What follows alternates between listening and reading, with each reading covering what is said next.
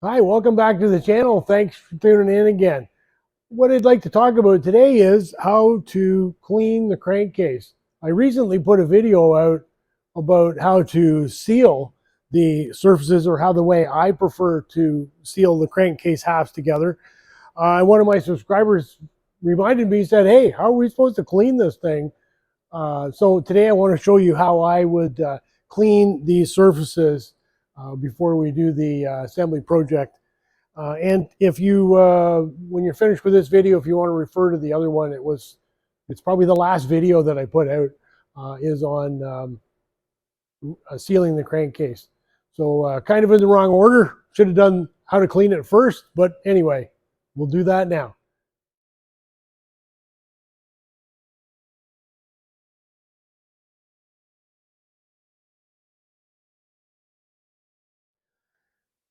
So the engine that I'm working with today is a Bluehead 582, so model 99.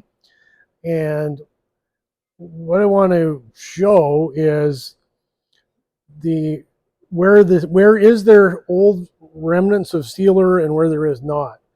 So I don't know if it shows, but there's a little sort of a void on matching on the other part. So there's no sealer here, so you can see this perfect little circle is a different color than around it. And the reason it's a different color than around it is because there's still a super thin layer of sealer on here.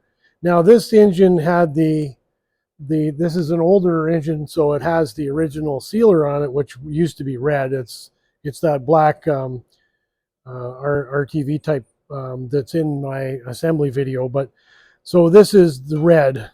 So we can see it's kind of, when it was originally put together, a little bit oozed around here, went into these holes, and so forth. The big deal is we can see this here, and that's easy to get rid of that because we can see it. But what about the parts where we can't? So when we look over here, you have to look carefully. There's a little shiny little spot right here where it's actually bare aluminum, and right beside it, and all this area here, is that super thin layer of sealer. So how do we get this really thin layer of sealer off without disturbing the surface? We cannot mark the surface on here at all. We can't remove any metal. We want to take off the sealer, and we want to leave the aluminum absolutely alone. So let's carry on, and I'll show you how I do that. Now, what could we use? Could we use wire brush? It looks harmless enough, but if you're going to clean with this, you're going to leave marks in the surface. So wire brush, I wouldn't use it. Scotch-Brite, right? We could use this kind of like sandpaper. We could use that. Nope, it's going to leave marks. This would be, the same as sandpaper. Wouldn't use sandpaper either. So we can use power tools, which we can use on a car. And there's this little rubberized thing with a little, like, it looks like a hairbrush. Anyway, and so could we use this on there? Nope, that's going to take material off as well. So we can't use this rubber guy. And then could we use a Scotch-Brite pad and go across there? Nope, we're going to remove metal. So all of those things I don't recommend at all. So anything that's abrasive, period. So you go, okay, well, how's John going to get this stuff off? Well, I'll show you how I'm going to do it. So here is my cabinet that I use. It's a floor model, so it stands all on its own. Takes up a fair amount of space, but if you're just doing, a one-of engine for yourself or something, well, you don't need anything like this. I purchased this brand new, and it's never had anything in it except for the proper media that I use for this, which is crushed walnut shell. So don't consider getting one that's had sand in it, even at all. Okay, it has to be brand new, never had any sand or glass bead or anything in it. And the only thing that ever goes in this is crushed walnut shell. So that's the one exception. So this is only for cleaning aircraft parts, this one. And that's that. Now, you don't want to, you're going to do a one of. What do you get? Well, there's little small units available. They're like a little sandblast gun, small little reservoir on top, nozzle on the front, and you can. But again, it has to be brand new. Never had sand in it. Never had glass bead or anything in it. It's got to be brand new. And then you put your crushed walnut shell in it. So where do you get walnut shell from? Well, there's a few automotive discounter places around here that you can buy. I buy it in a 50-pound bag. But lizard litter from a pet store is exactly the same. So with crushed walnut. So if you don't want to buy a big 50-pound sack, go to the pet store, get your little thing of lizard litter, get your little small sandblasting unit, and away you go. You're all set. You can do the exact same, get the same results. Of course, this has an exhaust system on it. It takes all the dust away. So if you're going to do this with the little handheld one, yeah, make sure you're outside, I guess, because it's pretty dusty.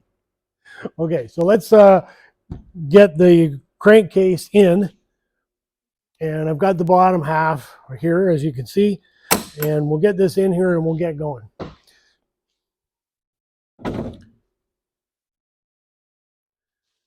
So there's our crankcase half in there. We'll close up the door and turn on the light and the exhaust fan.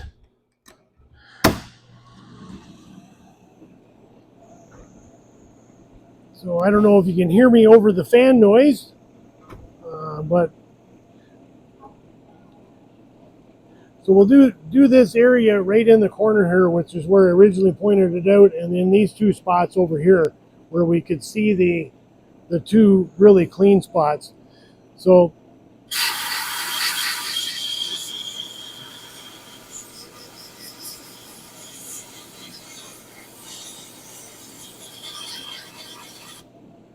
okay, so that area is done right now, and now we'll do this area over here, and then we'll take it out and I'll show you what it does, and then you'll see and you'll go, wow, that's pretty cool.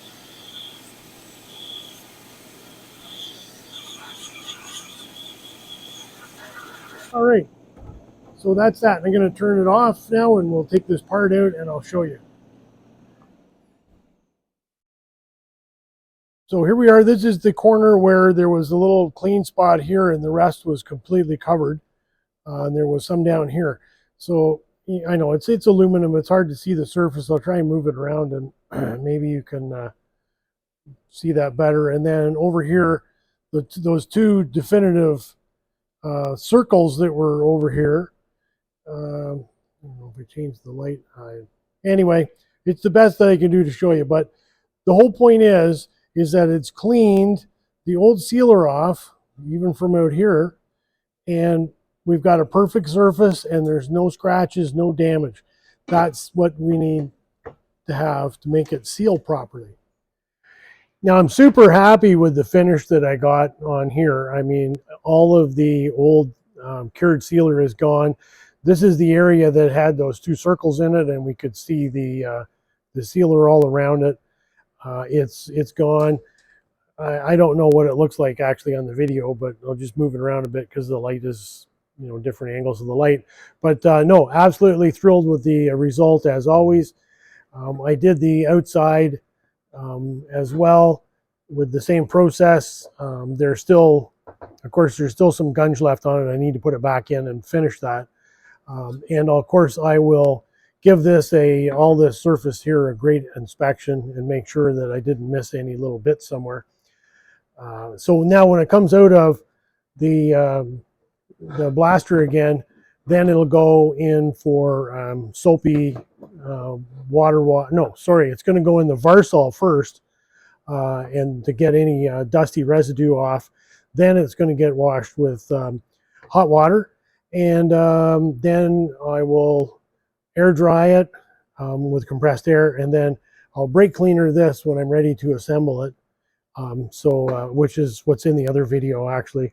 And also the one thing that I will note is once this is all spotlessly clean as I can get it, and I brake cleaner the surface, when I go to assemble the engine, if I even think I might have touched the surface somewhere, then I stop and I wash the whole thing in brake cleaner again.